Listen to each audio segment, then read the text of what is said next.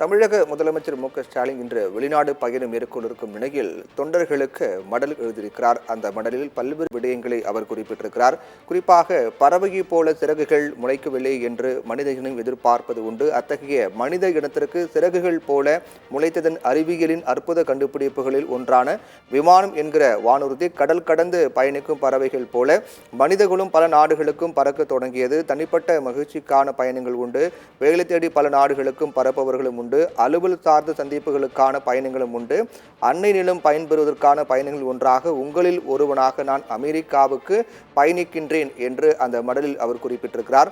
மேலும் முந்தைய ஆட்சி காலத்தில் தேங்கி கிடந்த தொழில் வளர்ச்சியை மீட்டெடுத்து அதற்கேற்ற வகையில் முதலீடுகளை ஈர்த்து புதிய தொழிற்கட்டமைப்புகள் வாயிலாக மாநிலத்தில் பரவலான அளவில் தரமான வேலை வாய்ப்புகளை உருவாக்கி தமிழ்நாட்டை பொருளாதார ரீதியாக முன்னேற்ற வேண்டும் என்ற நோக்கத்துடன் தான் $1 டிரில்லியன் என்கிற பொருளாதார இலக்கை நம் திராவிட மாடல் அரசு நிர்ணயித்து அதற்கான பணிகளை முனைப்பாகவும் சிறப்பாக மேற்கொண்டு வருகிறது. அந்த முனைப்பின் தொடர்ச்சியாக தான் இன்று தமிழ்நாட்டின் முதலமைச்சர் என்ற முறையில் உங்களில் ஒருவனாக நான் அமெரிக்காவுக்கு பயணிக்கின்றேன் என்று தமிழக முதலமைச்சர் ஸ்டாலின் அந்த மடலில் தொண்டர்களுக்கு எழுதியிருக்கின்றார். மேலும் திராவிட மாடல் ஆட்சி அமைந்ததிலிருந்தே தமிழ்நாட்டின் தொழில் வளர்ச்சிக்கு ஏற்ப கொள்கை வகுக்கப்பட்டு பல்வேறு துறைகள் சார்ந்த முதலீடுகள் கொண்டு வந்தபடி இருக்கின்றோம். தேடி வருகின்ற முதலீடுகளைப் போலவே தேடி சென்று முதலீடுகளை ஈர்க்கும் பணியும் இன்றைய உலகளாவிய பொருளாதார சூழலில் இருக்கக்கூடிய போட்டிகளை கருத்தில் கொண்டு செயலாற்றி வருகிறது நம்முடைய அரசு என்று தமிழக முதலமைச்சர் ஸ்டாலின் அந்த மடலில் குறிப்பிட்டிருக்கிறார்.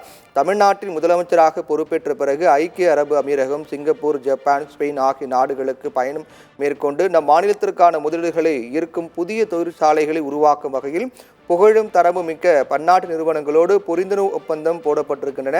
2024 ஜனவரி மாதம் சென்னையில் நடைபெற்ற உலக முதலீட்டாளர்கள் மாநாட்டில் பன்னாட்டு நிறுவனங்கள் பங்கு பெற்று புரிந்துணர்வு ஒப்பந்தங்களை மேற்கொண்டதன் வாயிலாக கடந்த 3 ஆண்டுகளில் ஏறத்தாழ 10 லட்சம் கோடி ரூபாய்க்கான முதலீடுகளை தமிழ்நாடு ஈர்த்துள்ளது என்றும் இந்த புரிந்துணர்வு ஒப்பந்தங்களை செயல்படுத்துகிற வகையில் ஒருங்கிணைப்பு பணிகளை மேற்கொண்டு அவற்றை முறையாக கண்காணித்து தொழிற்சாலைகளை தொடங்கி வேலைவாய்ப்பு அமைக்கும் பணியையும் நம்முடைய திமுக அரசு மேற்கொண்டு வருவதாக தெரிவித்திருக்கின்றார்.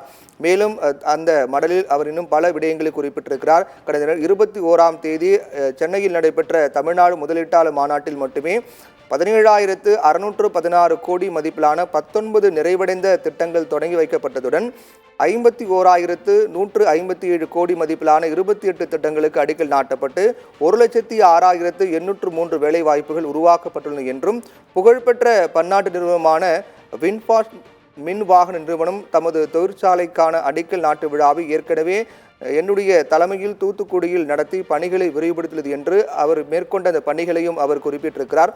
தொடர்ந்து ஆகஸ்ட் 21ஆம் தேதி சான் பிரான்சிஸ்கோவில் நடைபெறக்கூடிய முதலீட்டாளர்கள் சந்திப்பில் பங்கேற்று உரை நிகழ்த்துவதோடு ஆகஸ்ட் 31 அன்று புலம்பெயர்ந்த தமிழர்களை சந்தித்து பேசுகின்றேன் என்றும் அதற்கு பிறகு செப்டம்பர் 2ஆம் தேதி சான் பிரான்சிஸ்கோவிலிருந்து சிகாகோ செல்கின்றேன் என்றும் 10 நாட்கள் அமெரிக்காவில் இருக்கக்கூடிய முக்கிய நிறுவன முதலீட்டாளர்களை சந்தித்து தமிழ்நாட்டில் முதலீடு செய்து தொழில் தொடங்கி அழைப்பு விடுக்கின்றேன் என்றும் அந்த மடலில் முதலமைச்சர் ஸ்டாலின் குறிப்பிட்டிருக்கிறார்.